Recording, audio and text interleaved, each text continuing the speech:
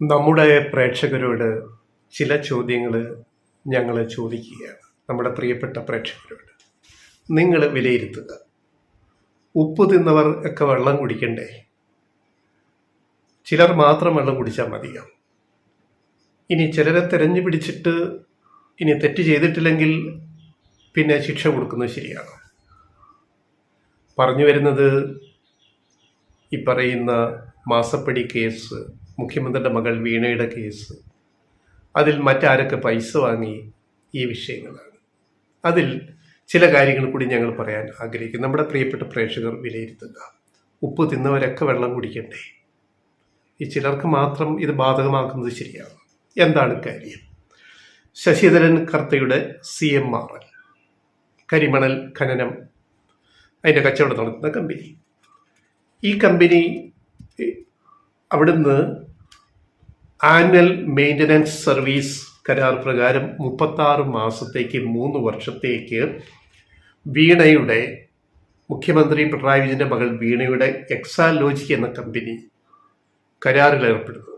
അതിൻ്റെ വസ്തുതകൾ നമ്മൾ പറയുകയാണ്, നമ്മുടെ പ്രേക്ഷകർ വിലയിരുത്തുക. 36 മാസത്തേക്ക് ഉള്ള അതിനുള്ള പേയ്മെൻറ്റ് 120 ലക്ഷം രൂപ, 1 കോടി 1.2 കോടി എന്ന് പറയുക. അത് 3 വർഷത്തേക്കാണ്, 36 മാസത്തേക്ക്. അപ്പോൾ പ്രതിമാസം ഈ കമ്പനിക്ക് എക്സാലോജിക്കിന്, വീണയുടെ എക്സാലോജിക്കിന് അതിൽ നിന്ന് കിട്ടുന്ന വരുമാനം 3 ലക്ഷം രൂപ മാത്രമാണ്. ഒരു 2-3 സ്റ്റാഫിനെ അവിടെ വെച്ചാൽ IT മേഖലയിൽ ഒരു കമ്പനിയിലെ ശമ്പളം കൂടുതലാണെന്ന് അറിയാമല്ലോ. ബാംഗ്ലൂർ ആസ്ഥാനമായിട്ട് പ്രവർത്തിച്ച എക്സാലോജിക്ക്. അപ്പോൾ ഒരു മാസം 4-5 സ്റ്റാഫിനെ വെച്ചാൽ ഈ കിട്ടുന്ന 3 ലക്ഷം രൂപ ശമ്പളം വീതിച്ച് പോലും തികയത്തില്ല.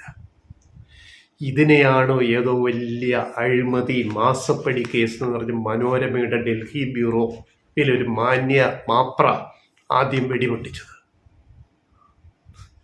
ഇതാണ് വലിയ സംഭവമാണ്. അത്ര 36 മാസത്തേക്ക് 120 ലക്ഷം രൂപ വാങ്ങിയത്, ഒരു മാസം വെറും 3 ലക്ഷം രൂപ. 5 പേരെ IT കമ്പനിയിലെ എക്സാലോജിക്കിലോ ടെക്നോ പാർക്കിലോ എവിടെ വെച്ചാലും 5 പേരെ ശമ്പളം വെച്ചാൽ തന്നെ ഈ 3 ലക്ഷം കൊണ്ട് ആ ശമ്പളം കൊടുക്കാൻ പറ്റുമോ? ഇതിനെയാണ് വൻ അഴിമതിയായിട്ട് ഇവിടെ ചിത്രീകരിക്കുന്നത്. മാസപ്പടി, ഇതിലെന്ത് മാസപ്പടി ഇരിക്കുന്നു? ബാങ്ക് വഴി കൈമാറിയ പൈസ, AMD അല്ലെ AMS എന്ന് പറയുന്ന ആനുവൽ മെയിൻ്റനൻസ് സർവീസ്. ശശിധരൻ കർത്തയുടെ CRML പറയുന്നുണ്ട് സേവനം കിട്ടിയെന്ന്, കൊടുത്തു എന്ന് വീണയുടെ എക്സാലോജിക്കും പറയുന്നുണ്ട്. അപ്പോൾ കിട്ടിയെന്നും കൊടുത്തെന്നും അങ്ങോട്ടും ഇങ്ങോട്ടും അവർ പറയുന്നു.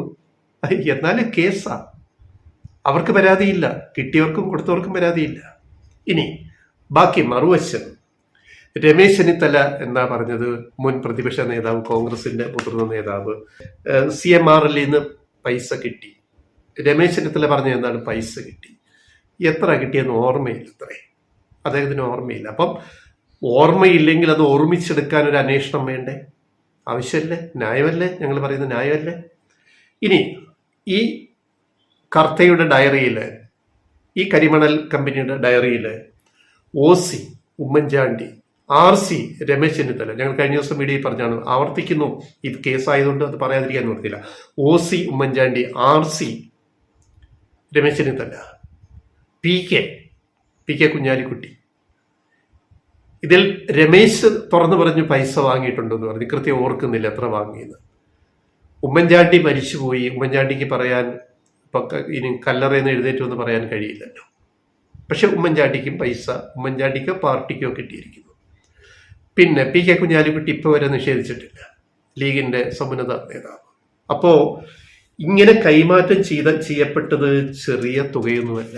ഇപ്പൊ വീണയ്ക്ക്, മുഖ്യമന്ത്രിയുടെ മകൾക്ക് 120 ലക്ഷത്തിന്റെ ഇടപാട് 3 വർഷത്തേക്ക് 36 മാസത്തേക്ക്, പിന്നെ GSTയും കസ്റ്റംസ് ഡ്യൂട്ടിയും മറ്റ് എല്ലാ നികുതിയും അടച്ചിട്ട് ട്രാൻസ്പെറന്റ് ആയിട്ട് സുതാര്യമായിട്ട് ബാങ്ക് വഴി കൈമാറ്റം ചെയ്തതാണെങ്കിൽ ഇവർക്കെല്ലാം കൊണ്ട് കൊടുത്തിരിക്കുന്നത് ചാക്കിലാണ് പണം കൊടുത്തിരിക്കുന്നത്.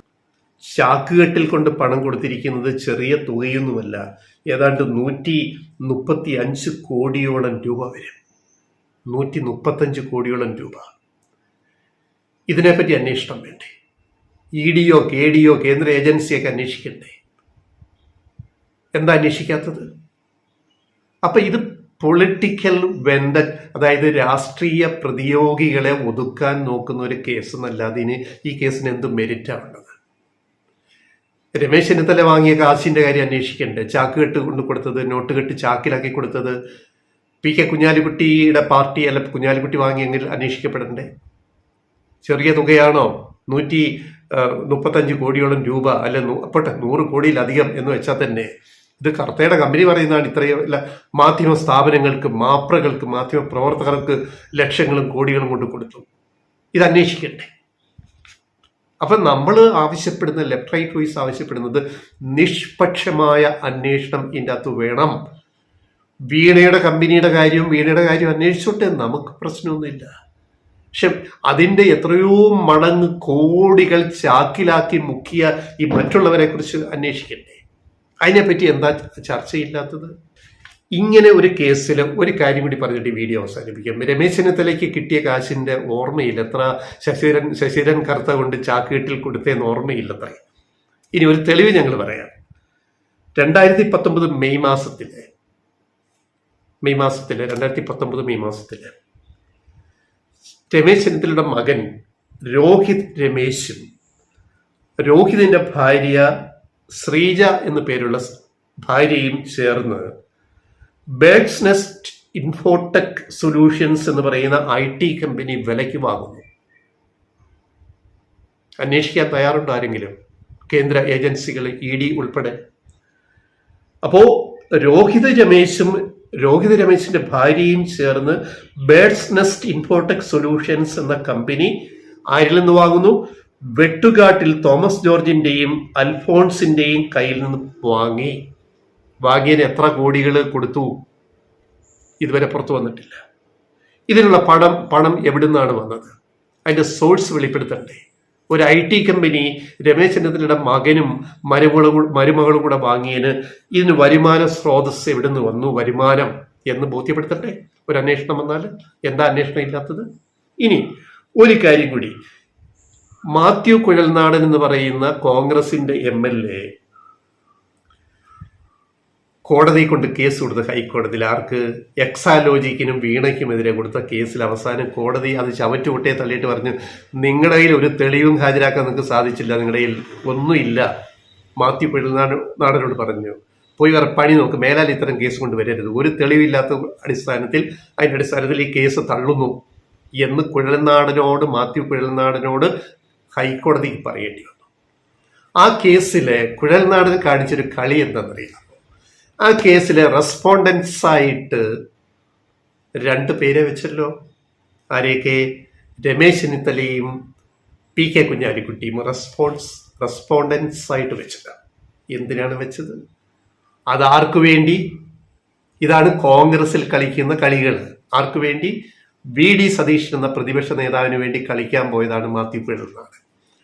ലക്ഷ്യം വീണയല്ല, പിണറായി വിജയന്റെ മകളല്ല പ്രധാന ലക്ഷ്യം. അത് രമേശ് ചെന്നിത്തലയും കുഞ്ഞാലിക്കുട്ടിയും ഒക്കെയാണെന്ന് ബോധമുള്ള കോൺഗ്രസ്സുകാർ ചിന്തിക്കുക. മാത്യു കുഴൽനാടൻ കളിച്ച കളി വിജയിച്ചില്ല, 8 നിലയിൽ പൊട്ടി. പക്ഷെ എന്തിനാണ് ഈ പേരുകൾ റെസ്പോണ്ടൻസ് എന്ന് പറഞ്ഞു വെച്ചത്? എന്തിനാണ്? അപ്പോ UDF അധികാരത്തിൽ ഇനി വന്നാൽ, വരുമോ ഇല്ല എന്നുള്ളത് രണ്ടാമത്തെ കാര്യം, അതവിടെ കിടക്കട്ടെ. വന്നാൽ രമേശിന്റെ ക്ലെയിമിനെ മുളയിലേ നുള്ളണം. പിന്നെ കെ കുഞ്ഞാലിക്കുട്ടി കേരളത്തിന്റെ മുഖ്യമന്ത്രി ആവാൻ പാടില്ല. കോൺഗ്രസിന് സീറ്റ് പറഞ്ഞാൽ ലീഗിന് കൂടുതൽ കിട്ടിയാൽ അവിടെ ക്ലെയിം വരുമല്ലോ, അല്ലെ ഉപമുഖ്യമന്ത്രി. അപ്പോൾ കുഞ്ഞാലിക്കുട്ടിയെയും രമേശ് ചെന്നിത്തലയും ഒരേ നാണയത്തിൽ വെട്ടാൻ വേണ്ടി ഒരു കേസ് കോടതി കൊണ്ട് കൊടുക്കുക. ആരാ? മാത്യു കുഴൽനാടൻ. പ്രത്യക്ഷത്തിൽ ആർക്കെതിരെയാ കേസ്? വീണാ വിജയനെതിരെ. പിണറായി വിജയനെ കൊടുക്കാൻ മുഖ്യമന്ത്രിയുടെ മകൾക്കെതിരെ കേസ്. ഗംഭീരമല്ലേ?